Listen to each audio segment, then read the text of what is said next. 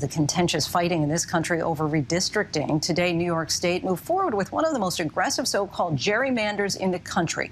Tonight, though, one swing state is taking a far different approach. Michigan's new political maps were drawn by a group of 13 everyday citizens rather than politicians, a possible compromise and model for other states in these divisive times.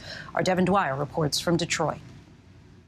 In battleground Michigan, 32-year-old Katie Fahey is tired of our ugly politics. I hate the red versus blue, all of that. And after she says they fractured her family and others, she aired her frustration on Facebook in 2016. I'd like to take on gerrymandering in Michigan. If you're interested in doing this as well, please let me know. Smiley face. I just couldn't keep going to work every single day feeling like nobody was taking seriously how frustrated families across our state felt. Hundreds of thousands of her Michigan neighbors signed up to help her, forming a grassroots movement to end gerrymandering, or allowing politicians to draw the state's political districts to benefit one political party. Michigan's a super purple state. About 50% of us vote for Democrats, about 50% of us vote for Republicans.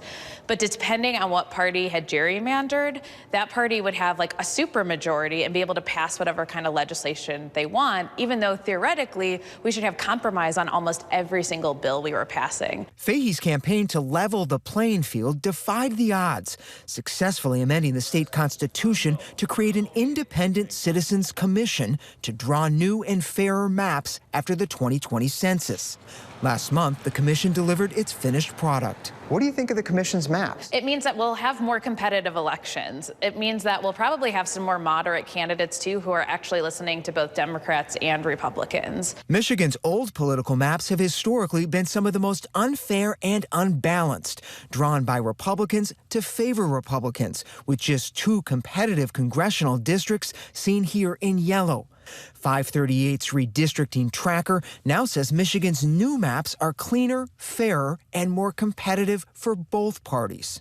Why is it being called one of the fairest maps in the country? The map just does a really good job of kind of making sure that neither Democrats nor Republicans' votes are wasted. It was also a big sense of relief. Rebecca Zatella is a lawyer, mother of 4, and political independent who volunteered to chair the commission of 2 Republicans, 2 Democrats, and 4 independents that drew new district lines together. And I think we did a very good job of sort of putting our individual feelings on the shelf and making sure we were doing what was best for the people of Michigan. I think that the maps should be fair and balanced moving forward. I think that people will feel once again that their vote is their voice and that they have the ability to elect someone that represents them. But advocates in both parties are crying foul. State Republicans suing in federal court allege the new political districts aren't of equal population size and illegally split up some cities and counties. Some Democrats around Detroit have also filed suit, alleging the maps dilute the power of black voters in violation of the Voting Rights Act. There are no majority black districts.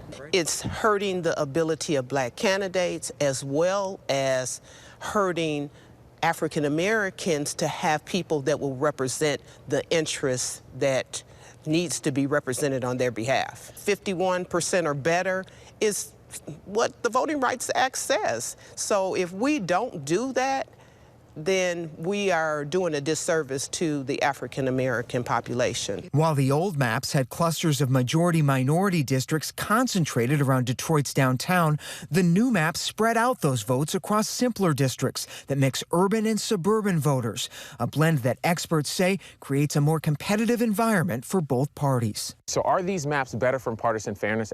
Yes. Could they be better? Absolutely. Michigan State Senator Adam Ollier is challenging the commission to go back to the drawing board, arguing that spreading out black voters around Detroit will make it potentially more difficult for black candidates to get on the ballot in the first place.